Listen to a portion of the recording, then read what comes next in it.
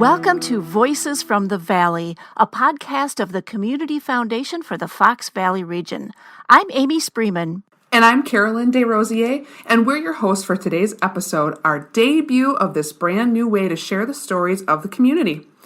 Podcasts are simply audio recordings you can listen to on demand, much like your favorite Netflix episodes. We hope you add this one to your playlist by subscribing and sharing. That's right, Carolyn, and we've made it really easy to do that.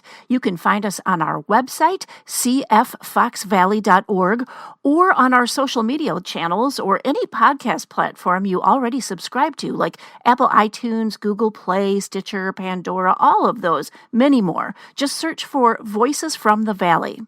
So why is your community foundation launching this podcast? It's a good question, Amy. One of our roles in the Fox Valley region is to connect people and organizations, bringing them together to learn about big issues, problem solve, and also to celebrate the things that we care about that enrich our quality of life. Things like food insecurity, healthcare challenges, childcare and education, arts and culture, diversity and inclusion, and just the everyday life events that happen to all of us. We've always had these conversations within the Community Foundation through our relationships, but this podcast gives us a unique opportunity to not only share them, but to help our listeners hear directly from the people closest to these issues. Right, and one of the goals we have for Voices from the Valley is that you hear from your community rather than from your community foundation. It really is a program not about us, but about you and your neighbors. However, today is the exception. This is the one episode where we will share our story about who we are, because many people really don't realize what we do and why we're here. And then we're going to turn the microphone over to the voices in our communities. We've titled this episode, Our Story. In a few minutes, we'll hear from Tammy Geenan, our Vice President of Community Engagement. And we're going to ask her to share some examples of who you'll hear from in upcoming episodes and how you can get a front row seat into some of the issues our community is working on. But first, we want you to sit back and hear some stories from a couple of people who were there when it all started, back in the mid-'80s, which I will admit was before I was born. Well, yeah, Carolyn, we know what you were doing around that time, which was nothing, but I was starting my first job out of college, rocking a cool perm, and not really giving a care in the world about the cares in the world. Well, thankfully, I'm older and wiser, and so thankful now for people like our first guests who found themselves wanting a better world to live in. Let's introduce them.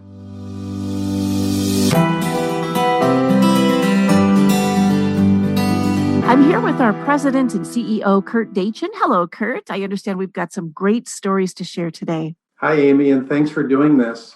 Our community foundation got started in 1986. Now, I wasn't part of the community foundation at that time, but we're here today with a couple of folks who were, and I'd like to introduce them. First of all, we have Shar Sigmund. Hi, Shar. Morning. Shar and her husband Bob not only started one of the first charitable funds in the Community Foundation, but Shar was one of the first board members back in 1986 that helped the Community Foundation get off to such a great start. And also with me is our dear friend Walt Rugland, whose father, Walt Rugland Sr., helped launch the Community Foundation. Welcome, Walt. Hi there.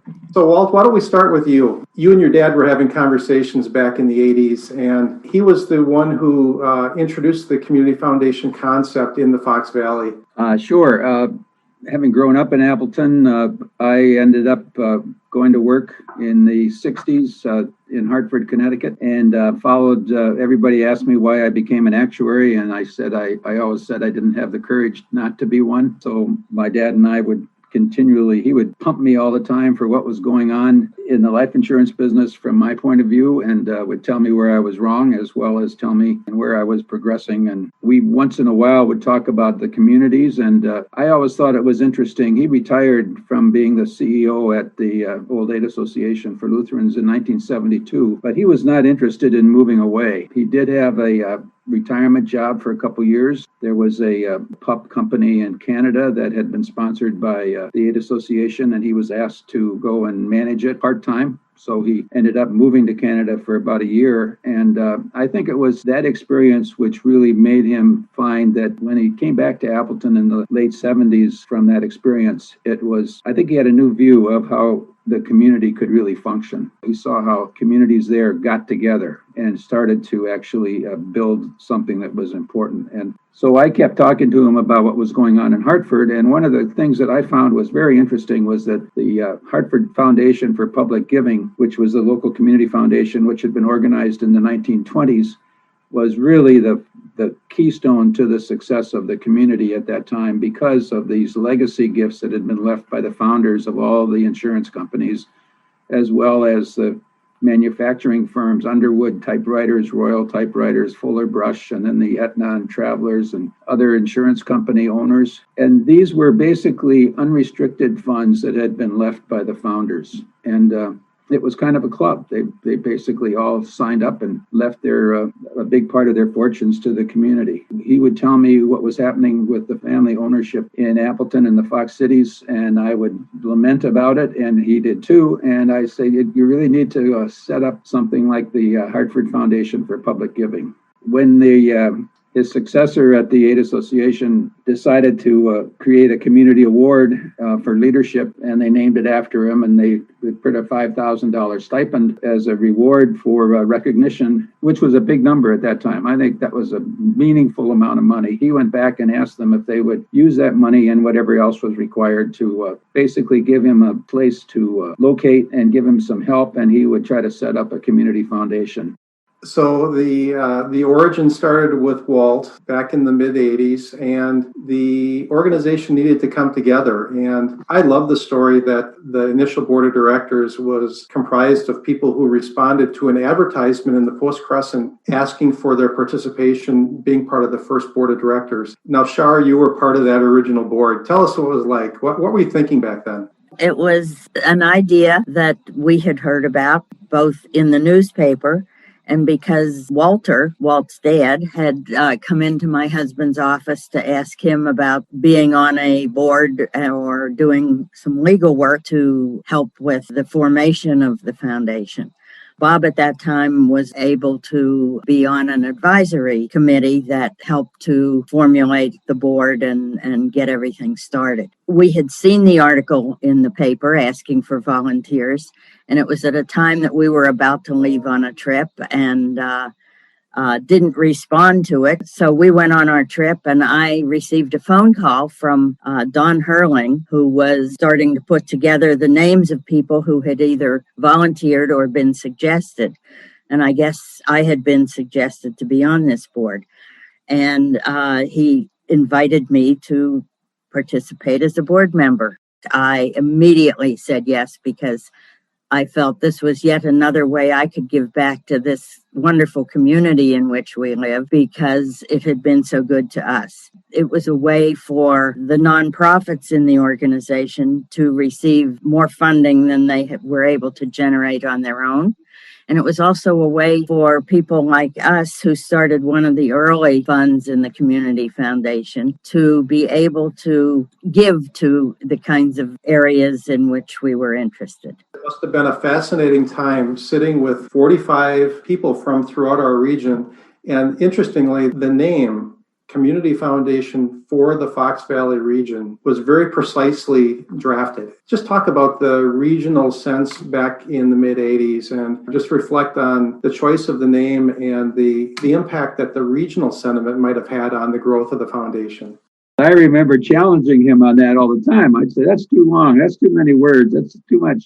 And I think that was the touchstone, or the basic fundamental thing he was most proud of, is that name was very, very, very important. He felt that given the where the money was coming from, and given that basically that the legacies were not just from families, but were from the workers who had supported the families in all of those companies and those developments, that it needed to be a wide region, and it needed the for was better than the of. He held that up as the touchstone.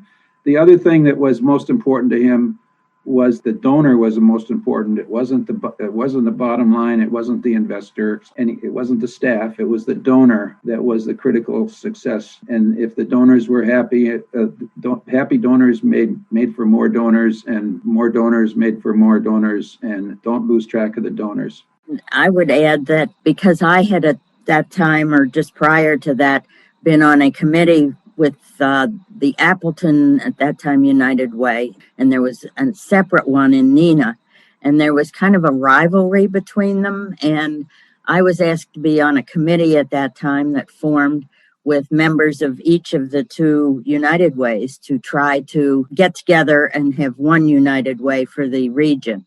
So there was a feeling at that time that a regional organization to help the nonprofits in the community was an important idea. Shar, I'm going to stick with you for the next question. Back in the first annual report that was developed by the New Community Foundation back in 1988, there was a proud statement that the assets had grown to 1.9 million, and there was a prediction and a sense that by 1990, the assets would grow to 5 million, and by 1992 to 10 million.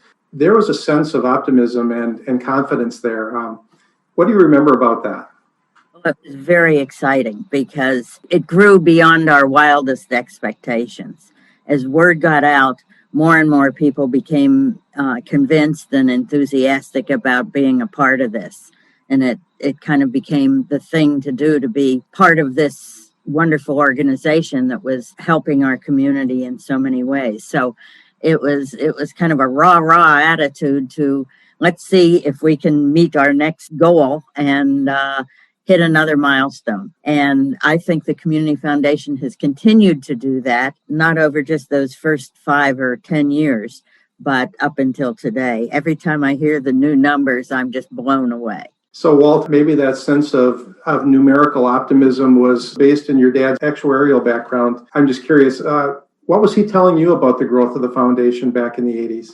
Well, he was amazed about it, I think. He was a very conservative person. So when those numbers were published, I think he really felt that they were attainable. There are two events that keep coming to my mind as I've talked to people about this history. One was, I remember him specifically telling me about the phone call he got from attorney Remley. I can't remember his first name. Remley. Art Remley. Art Remley. In Neenah.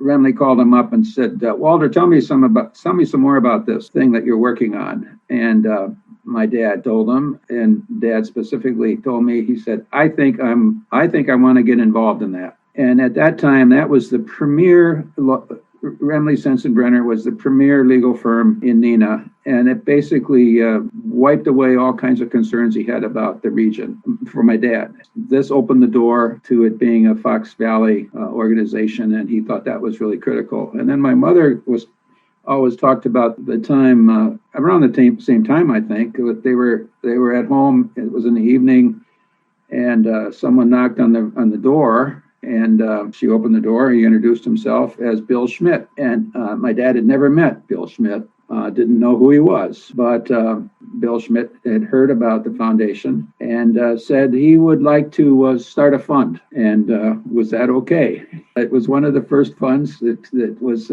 Schmidt Oil. From that became a very strong relationship among them, the two of them. And they're not discontinuities. They're basically giant steps. And I think those two were really important to him and probably to the community success of the foundation. Shar, are there people that come to mind as you think about sitting in a boardroom of 45 people and the impressions that they made on you at that time?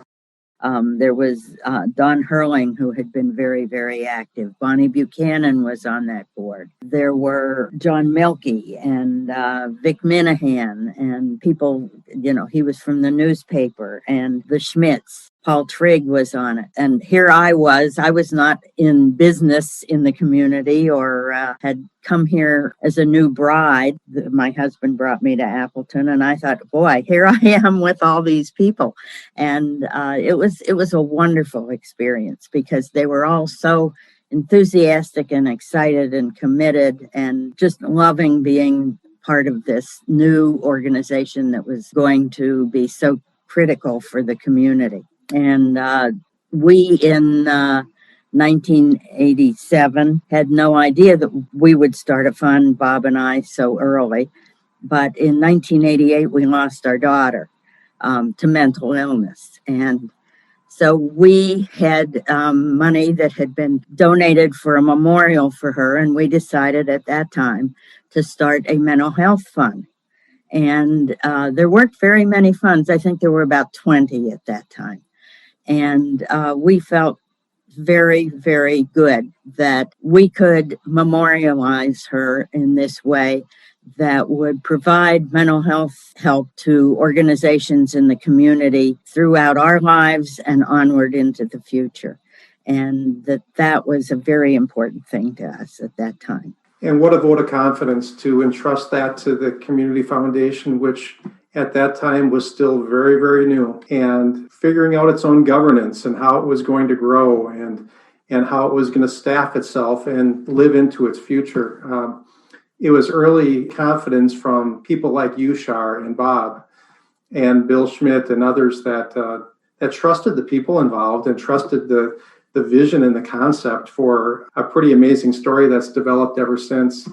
There was a pretty good balance of male-female on that board. Can you comment on that? Well, yes, there was. And I know that those of us women who were on that board were very, very excited to be doing that, because prior to that, we had only been on boards that were sort of women's organizations. So that it was a very exciting time. And since then, I know there has been diversity of other kinds that has been attempted and obtained for people of all ethnic groups and types of people to be on the board of the Community Foundation.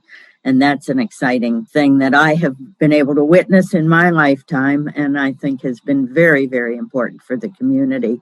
So here we are 35 years later, almost 35 years later to the day that the Community Foundation was introduced into this region. And I'm just curious, Shar, thinking back to those days as you were just getting started with it and thinking about what's happened since then. Did you ever... It's just mind-blowing. Had no idea that it would be so wildly successful, both for the donors and for the recipients. It's been heartwarming, and it is very, very exciting. And to watch it grow and be so exciting and of such great benefit to our wonderful community. So, Walt, put yourself into the head of your father, the leader of this effort, introducing it into the community. If he were sitting here with us today, what do you think he would say? I think he would feel very good about how everyone gathered around and has made this a success that it has become. As I think about the Community Foundation these 35 years later, it feels to me like the perfect reflection of the people who live here. It's a great statement about the generosity, the spirit of caring, neighbor to neighbor, rolling up their sleeves to help one another. It embodies itself every day in the life of the Community Foundation. And we're so fortunate to have had Walter and Shar and so many others that latched onto this vision early on and said, yes, you can count on us. We'll be part of this. It's been wonderful just to reflect on that with you two today. We're proud of all that you've done for this community and for the Community Foundation. And thanks for helping to share that early story with us. Thank you. It's a privilege. Oh, and thank you all for sharing your stories. We'll be right back.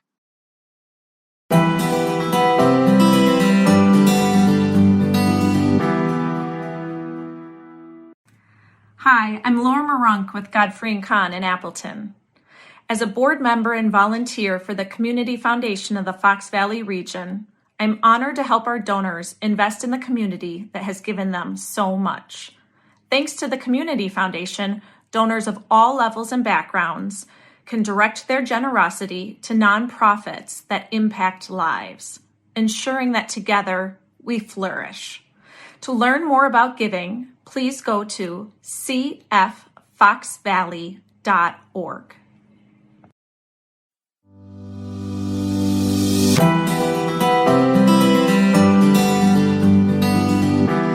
We are back with Voices from the Valley, and we're going to take a few minutes now in this final segment of Our Story to talk about your story, because except for this debut episode, this podcast is not about us, the Community Foundation, at all, but about the bigger stories. What makes this community tick, and what's your place in it? That's right. And joining us now is Tammy Geenan, our Vice President of Community Engagement here at the Community Foundation. Welcome, Tammy. Hi, Carolyn. Hi, Amy. Hi, Tammy. Hi there. I'm so excited to be talking with you and all of our listeners about this new podcast. Yeah, I am too. We have such a wonderful opportunity to explore not only the incredible things happening in the Fox Valley region, but to talk about some of the issues that we face here as well. Yeah, and Tammy, many of our listeners might not realize what kind of role that we play here at the Community Foundation in helping others shape the communities we live and work in. One of the great things about the Community Foundation is the part of our mission that is all about connecting people who care with causes that matter. And I've been working with the Community Foundation for 22 years, and I continue to be as inspired by the mission of the foundation as I was the first day that I started. And so for me, I feel so connected to not only the work of the organization, but what happens in the community as a result. So being able to share our knowledge, experience, learnings, and to be able to lift up the voices of people that are experiencing a wide variety of things in our community and how that contributes to our overall quality of life for everyone is something that's a great opportunity to be able to be a part of through the Community Foundation, and being able to connect so many partners to the work and together, I think really demonstrates how we can accomplish so much more together than we can individually. Well, I haven't been here as long, and I know that there are people like me who are just kind of getting to know the Fox Valley a little bit more. So I'm very excited to learn more about our community and the many intricacies here. What kind of stories should we have our listeners expect? Amy, we encounter such a diverse range of stories at the foundation, and it's honestly one of my favorite things about working for the foundation is to have this front row seat, so to speak, of what's going on in the communities across our region. It's really a privilege. For those that might not know, we serve 4.5 counties, including Outagamie, Calumet, Waupaca, Shawano, and the Neenah-Menasha area of Winnebago County. So it's a fairly large region, and there's a lot going on. And so one of the things I'm really excited about is that we'll be lifting up voices and stories from throughout our whole region, including some of our more rural areas. One recent example comes from Manawa, which is a small community in Waupaca County of about 1,200 people. And there's a new grassroots community effort there addressing the recent rise in food insecurity. A group of community leaders, they came together along with faith organizations and small businesses in their community to create a program called Neighbor to Neighbor, where they're utilizing donated fresh food from local food pantry, grocery store that might otherwise go to waste if it's not used right away. And they have a team of volunteer certified cooks and bakers that turn that food into freezer meals that anyone in the community can pick up from a number of convenient locations, and there's no questions asked. Nobody has to prove that they need it. If you want to pick up a meal, you pick up a meal. And it's really pretty amazing how this community came together in a short period of time. Within the first 2 months, they've distributed over 1,300 freezer meals with the help of 10 volunteer cooks and 6 volunteer bakers, which I think is just incredible. It is. Yeah, so we were really honored to help get that program started with a grant of $3,500 from our COVID-19 Community Response Fund. And there's so many more examples like that of neighbors helping neighbors. And we want to be able to share those stories with our listeners.